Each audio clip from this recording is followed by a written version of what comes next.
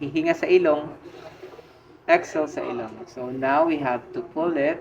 Yan. Sabihin mo kapag medyo na iraramdaman mo na doon sa gitna or sa lower ng spine. Okay? Yung pagka-pull natin. Hinga.